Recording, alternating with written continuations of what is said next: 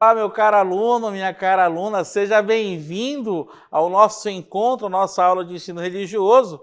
Eu quero te acolher com todo carinho, com toda atenção, e acima de tudo que nós possamos juntos e juntas fazermos um caminho bem interessante. Eu sou o professor Yuri Lima e quero te convidar para juntos e juntas refletirmos o seguinte objeto de conhecimento de hoje. Vamos refletir sobre a imanência, o material físico, e transcendência, o espiritual ou além matéria. E detalhemos o nosso objeto como da imanência à transcendência, sinais de vida e sinais de morte na história das tradições religiosas e nas filosofias de vida. Então, meu caro aluno, minha cara aluna, no decorrer desta aula, eu quero te convidar para que você possa ter toda a atenção possível. Pega a sua caneta, seu lápis, seu caderno e vamos que vamos juntos construir educação.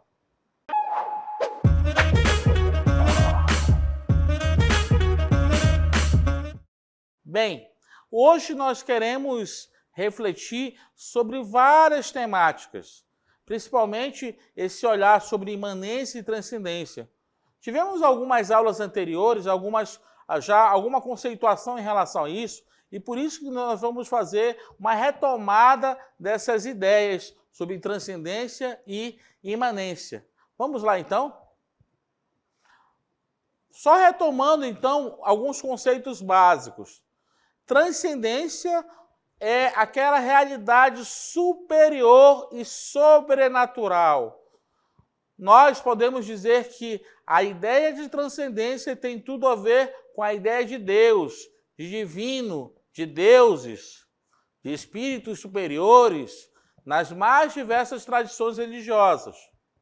E a imanência é aquela realidade mais terrena e natural, tem tudo a ver com a ideia de humanidade, né? Então, essas duas ideias são importantes nós pontuarmos, e eu quero te convidar, meu caro aluno, a refletir essa ideia que já foi paginada nas aulas passadas, juntamente com este bonito vídeo que vai fazer uma bonita analogia sobre as ideias de transcendência e imanência. Nascemos cercados pela vastidão e mistério da floresta amazônica. A cada passo somos convidados a explorar, a descobrir, a nos conectar. Transcendência. Esse conceito nos convida a ir além, a ultrapassar os limites do nosso entendimento. Assim como a copa desta magnífica Suma Uma, que se estende majestosa em direção ao céu, a transcendência nos leva a buscar algo maior, algo que transcende o mundo material, nos conecta com o infinito. É a busca pelo divino, pelo supremo, pelo absoluto. Imanência. Enquanto a transcendência nos eleva, a imanência nos ancora. Ela nos convida a encontrar o sagrado no aqui e agora, no mundo que nos rodeia. Assim, como o tronco robusto desta árvore, que se estende profundamente na terra, a imanência nos conecta com a essência do presente, com a beleza e a sacralidade da vida cotidiana. Enquanto transcendência e imanência parecem opostas, elas são, na verdade, complementares. A transcendência nos inspira a olhar para além, a buscar o que está fora de nós. A imanência, por outro lado, nos lembra de valorizar o que está dentro e ao nosso redor. Juntas, elas criam um equilíbrio perfeito, nos convidando a viver plenamente, tanto no céu quanto na terra. Então, as ideias de imanência e transcendência não são dispares, não são opostas. No fundo, elas são dinâmicas e são complementares. E aqui é muito importante nós relembrarmos um pouco Baruch Spinoza, quando fez essa analogia de Deus e natureza como ideias complementares. Céu e terra. Essas ideias que podem parecer um pouco distantes, elas no fundo, nos ajudam a nos equilibrar de maneira interior e também com o nosso exterior. Mas eu queria caminhar contigo para pincelarmos mais algumas ideias sobre transcendência. É interessante nós pensarmos que algumas ideias sobre transcendência são bem interessantes de nós pontuarmos aqui. Tá? Primeiro, a ideia de teísmo. Teísmo como crença na existência de deuses, seja de um Deus ou mais de um Deus. Podemos dividir essa ideia do teísmo em 3 subideias. Uma, na ideia de monoteísmo, a crença em um único Deus. Ok? Então, a crença em um único Deus, em um só Deus, é o monoteísmo. E aqui nós temos várias religiões que já professam esse tipo de fé, que são as religiões cristãs, judaicas, o islamismo, né? Nós podemos também entender que nós temos também o politeísmo, que é a crença em vários deuses. E também nós temos o enoteísmo, que é a crença em vários deuses, mas com um superior a todos. Ok? Então, é bem interessante nós ponderarmos essa linha de ideia acerca do teísmo, que esse teísmo ele tem essas 3 dimensões. Pode colocar, por gentileza? Do monoteísmo, que é a crença em um único Deus, do politeísmo, que é a crença em vários deuses, ou do enoteísmo, que é a crença em vários deuses, mas dentre essa variedade de deuses, de seres superiores, tem alguém que é um pouco mais superior em relação a esse panteão. Ok? Agora nós vamos fazer uma relação, vamos vislumbrar cada dimensão desse teísmo com as tradições religiosas. Ok? Por exemplo, quando vemos a dimensão do monoteísmo, a divindade nas religiões monoteístas é onipotente, onisciente e onipresente. Para o judaísmo, o cristianismo e o islã têm em comum a mesma fonte, a Bíblia. Igualmente reconhece Abraão como o pai comum de todas elas, e por isso essas religiões também são chamadas de religiões abraâmicas ou religiões do livro. Então, nós poderíamos dizer que as religiões monoteístas, elas têm algumas características bem interessantes. Elas têm a Bíblia como uma fonte em comum, reconhecem como patriarca delas Abraão, e são chamadas, além de serem chamadas de religiões abraâmicas, elas são chamadas também de religiões do livro, porque cada religião, tanto o judaísmo, quanto o cristianismo, quanto o islã, tem seus livros sagrados. Ok? Então, é muito importante nós ponderarmos essa situação. Dando continuidade a essa ideia de monoteísmo, o que é importante nós entendermos? O monoteísmo foi uma maneira, uma forma com a qual a humanidade, principalmente no Ocidente, se relacionou com o divino. Para pensar que as grandes religiões monoteístas foram as que, de certa forma, influenciaram de maneira bem preponderante o Ocidente. O cristianismo, através na Europa, nas Américas, e aqui a gente pode dizer que o Brasil é um país majoritariamente cristão. Podemos ver também o judaísmo, que, de certa forma, foi e contribuiu, por gentileza, o judaísmo que contribuiu com a questão do monoteísmo, principalmente lá no Oriente Médio. Ok?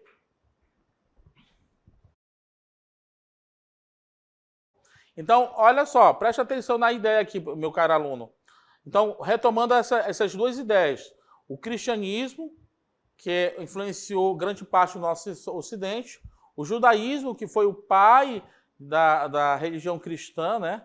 E o islamismo, que, de certa forma, bebeu dessa fonte abraâmica, bebeu dessas fontes judaicas e, de certa forma, pulverizou aí pelo Oriente Médio e também tem um grande número de seguidores quando se fala de monoteísmo, ok? Vamos agora para o politeísmo. O politeísmo é um sistema religioso que consiste na crença em diferentes divindades. Cada divindade, né, tem um lugar no sistema politeísta, possui forças e poderes especiais, sendo especialistas em determinadas áreas, como elementos da natureza, relações humanas, objetos, atividades e assim diante. E aqui a gente tem alguns exemplos aqui, né? Podemos citar Afrodite, na mitologia grega, que é a deusa do amor, e também nós podemos ver no panteão africano Oxóssi, que é uma divindade nas religiões africanas, também conhecida como orixá, que representa o conhecimento e as florestas, ok? Olha que bacana, então. Agora nós vamos dar um outro passo, que é o enoteísmo. O enoteísmo, ele reconhece muitos deuses, mas prefere se concentrar exclusivamente em um, geralmente considerado o deus da família ou do clã. Ele consiste em acreditar que existem várias divindades, mas ao mesmo tempo existe um Deus superior a essas divindades. Trata-se de uma visão politeísta na qual existe um Deus com nível hierárquico superior, né? Então, sempre tem um Deus que manda mais do que os outros, né? E aqui nós podemos colocar um exemplo prático em relação ao enoteísmo. O hinduísmo é um exemplo clássico de monolatria ou enoteísmo na prática. Os hindus geralmente adoram um Deus, mas reconhecem que existem inúmeros outros deuses que também podem ser adorados. Ok? Agora eu quero te convidar, meu caro aluno, minha cara aluna, fora essa ideia de teísmo, que nós já vimos, que do monoteísmo, do politeísmo, do enoteísmo, nós também, como cientistas da religião, admitimos também a possibilidade de pessoas que podem ser consideradas ateus ou agnósticos. Muitas das vezes nós falamos, olha, fulano é ateu, vai para o inferno, mas não sabemos nem sequer o que significa o conceito de ateísmo. E, quiçá, às vezes não sabemos nem o que significa o conceito de agnosticismo. E aqui eu quero te convidar para que você tenha um olhar tolerante e, ao mesmo tempo, respeitoso em relação a pessoas que não professam religião nenhuma ou se abstêm em relação à prática religiosa. E aqui eu vou fazer uma relação entre a pessoa que é ateu e a pessoa que é agnóstica, ok? Vamos lá, então. Normalmente, o ateu é aquela pessoa que não acredita em Deus. E além de não acreditar em Deus, ela, de certa forma, nega a existência de qualquer divindade. Ok? O ateu também ele tem uma coisa bem interessante, ele não acredita na vida após a morte. Então, depois da morte, não existe mais nada. Eu até vou colocar aqui nada, tá? Depois da morte, morreu. Agora, o agnóstico, ele não tem certeza se Deus existe ou não existe. E ele nem sequer, na verdade, ele deixa essa dúvida, ele nem sequer vai querer responder isso. E também, o agnóstico, ele não sabe se tem vida após a morte. Ele prefere se abster, né? Então, enquanto que no posicionamento ateu você tem, na verdade, uma negação em relação à dimensão do crédito, do acreditar em Deus, no posicionamento agnóstico nós temos, na verdade, uma abstenção em relação a isso. Ok?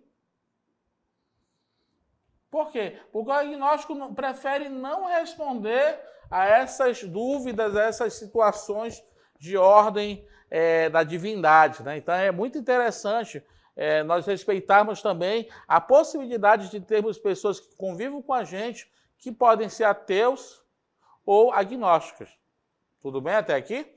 E aqui é importante nós reconhecermos a contribuição de muitos pensadores ateus e agnósticos que deram ao longo da vida, ao longo da história, na ciência, na arte, na cultura, e que devem ser devidamente respeitadas. Agora nós vamos fazer um itinerário bem rapidamente, de uma maneira bem holística, sobre como é que nós vamos ver a ideia de transcendência em várias tradições religiosas. Tudo bem? Vamos lá. A ideia de transcendência no judaísmo. Ouve, ó Israel, Israel, Yahvé, nosso Deus, é o nosso Deus. Né? Então, essa é uma máxima hebraica que todo bom judeu ele gosta de falar no sábado, né? Shema Israel, Adonai Eloheinu, Adonai Echad, né? Escuta Israel, o Senhor é nosso Deus, um é o nosso Deus. E aqui o judaísmo ele trabalha a dimensão de que Deus é o único. Ele é o Criador do mundo e o Senhor da história. Toda a vida depende dele e tudo que é bom flui a partir dele. É ele que influencia a sociedade humana. É um Deus que se importa diretamente com a humanidade e que se coloca ao lado dos mais vulneráveis. Ou seja, é um Deus que tem parcialidade. Ele assume uma posição em relação à humanidade. Tudo bem até aqui? Então, já vimos então a ideia de transcendência a partir da visão judaica, que é uma ideia de proximidade, de parcialidade em relação a Deus. Vamos agora ver a ideia de transcendente no islamismo. E aqui é um trecho bem interessante do Alcorão, 112, versículos de 1 a 4. Ele, Deus, é o único da unicidade absoluta. Deus é o eternamente rogado por todos, mesmo não tendo necessidade de nada. Ele não gera e nem é gerado, e ninguém é comparável a ele. Olha só que forte, né? A fé islâmica, né? Nós podemos ver o quê? A questão da unicidade absoluta de Deus. Ok? Então, essa ideia de unicidade absoluta de Deus é no sentido de que Deus se basta. Ele não gera e não é gerado. Ele é Deus e ponto final. E aqui nós vamos para algumas ideias muito interessantes em relação ao olhar islâmico. Esse Deus criou o mundo e tudo que tem nesse mundo, né?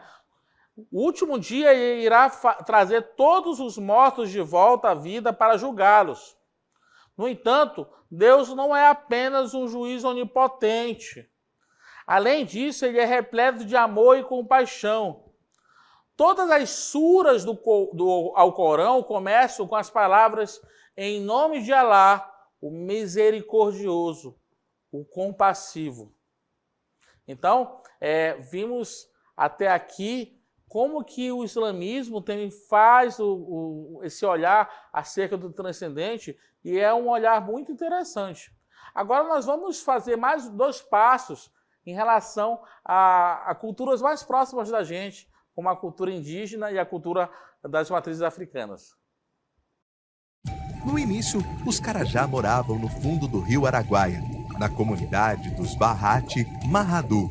Satisfeitos e gordos, viviam em um espaço restrito e frio. Um jovem Carajá, curioso sobre o mundo da superfície, encontrou uma passagem na ilha do Bananal, o Inizedena, o lugar da mãe da gente.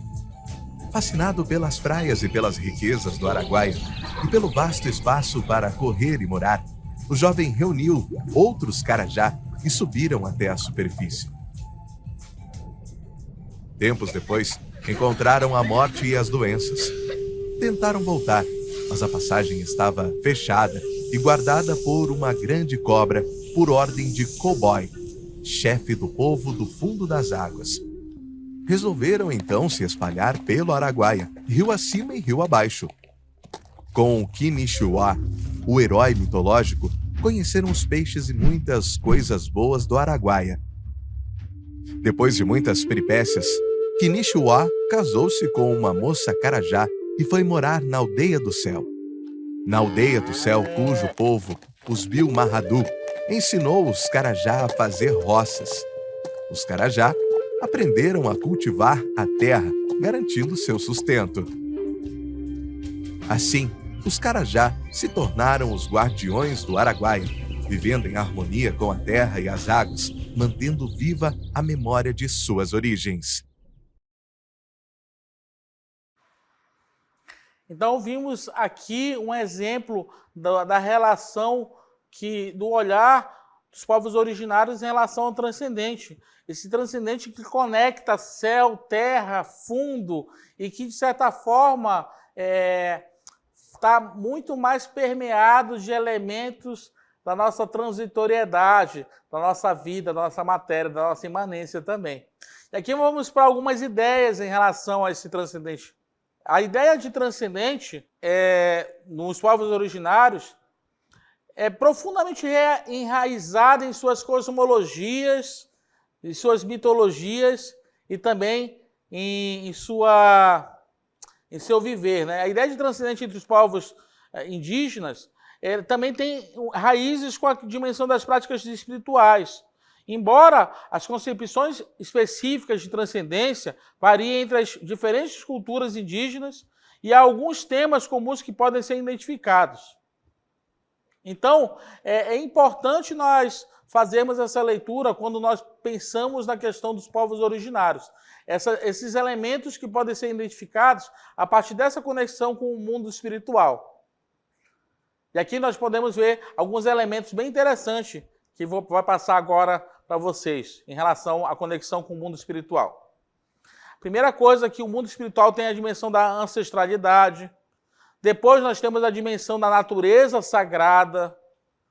Também nós temos essa dimensão da experiência direta com o sagrado e também as relações comunitárias e ancestrais, que vai passar agora, né? Então, o que é importante nós pensarmos em relação a todos esses elementos que eu coloquei para vocês, da ancestralidade, da natureza sagrada, da experiência direta com o sagrado e também das relações comunitárias e ancestrais. Que tudo isso permeia a espiritualidade dos povos originários. E, acima de tudo, esse exemplo que nós tivemos contato do povo Carajá, ele permeia também o imaginário e a espiritualidade dos povos indígenas aqui na Amazônia. Agora vamos também dar um outro passo em relação à ideia de transcendente nas religiões de matriz africana. Nas religiões de matriz africana, nós vemos o seguinte, que tudo está conectado com algo que vai além do mundo físico. O transcendente, aqui, como vai passar agora, ele é visto como algo completamente integrado e inseparável da vida cotidiana. É interessante isso. E aqui eu queria te convidar a pensar que os povos de matriz africana acreditam em um ser em uma força que existe antes de tudo e que não pode ser categorizado nas classificações tradicionais. E aqui tem uma coisa bem interessante, o Muntu como o ser humano, o Quinto como as coisas, o Hantu como o tempo e espaço, ou Kuntu, que é o modo de existência. Esse ser é considerado a origem de tudo que existe. Então, por isso que você vai ver uma conexão muito forte entre coisas, seres humanos, tempo, espaço e modo de existência.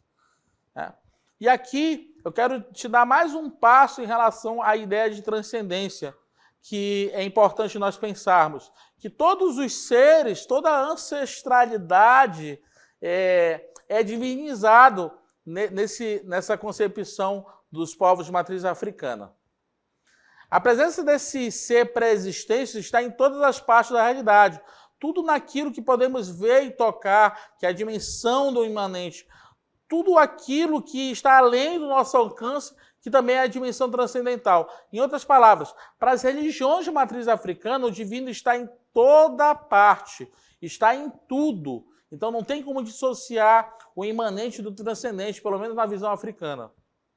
E aqui eu quero te convidar a olhar que essa ideia de visão a partir da matriz africana é uma ideia holística. Ela sugere que o transcendente não é uma ideia assim que, de certa forma, dissociada do imanente, né? Então, é uma coisa bem legal que a gente tem que parar para pensar quando pensamos em matrizes africanas, tá bom? Vamos dar um outro passo que é bem interessante em relação ao respeito à diversidade religiosa.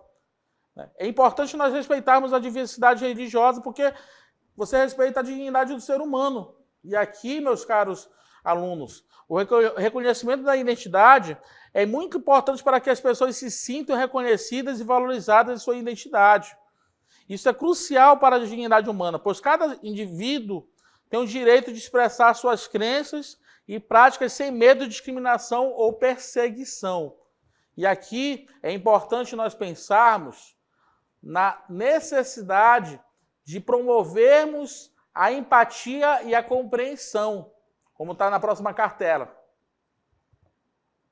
Quando aprendemos sobre diferentes tradições religiosas, nós desenvolvemos a empatia e a compreensão em relação aos outros. Essa abertura é que nos faz também nos abrirmos para o diálogo interreligioso. Ajuda a construir pontes entre comunidades, promovendo um ambiente de respeito mútuo e também de aceitação. E aqui nós nos conectamos com a próxima cartela sobre a necessidade do combate à intolerância religiosa. O respeito à diversidade religiosa é uma ferramenta poderosa contra a intolerância e o preconceito. A valorizar as diferenças e a sociedade pode trabalhar para erradicar essa discriminação e violência motivada por crenças religiosas, promovendo principalmente um ambiente que respeite a dignidade e a segurança das pessoas. E, para terminar essa reflexão, eu te convido a olhar que é necessário que as muitas tradições religiosas compartilhem valores tradicionais e fundamentais, como a compaixão, a justiça e a solidariedade. O respeito à diversidade religiosa permite que as pessoas se unam em torno desses valores comuns, fortalecendo a dignidade humana e a coesão social. Por fim, eu quero te convidar, meu caro aluno, a olhar com muita atenção a esse momento, essa próxima cartela, que fala do artigo 1º da Declaração Universal dos Direitos Humanos, que é o quê? Todos os seres humanos nascem livres e iguais em dignidade e direitos. O artigo 1º da Declaração Universal dos Direitos Humanos. Por que eu estou agora chamando a atenção para isso? Porque nós agora fizemos um passeio panorâmico sobre várias maneiras das religiões lidarem e dialogarem com o divino, com o transcendente. E mais do que nunca, esse olhar, essa panorâmica, essa diversidade de olhares devem ser respeitadas, devem ser acolhidas e devem também fazer com que nós possamos respeitar o ser humano acima de tudo, pela dignidade que ele carrega como ser humano, como pessoa humana. Então, não existe cultura ou religião superior ou inferior. Existem pessoas que devem ser respeitadas em todos os seus direitos e também por conta da sua dignidade como pessoa humana. Então, fica essas ideias em relação à aula de hoje e quero te convidar para aprofundarmos mais e mais nos próximos passos que vamos fazer mais para frente com outras reflexões.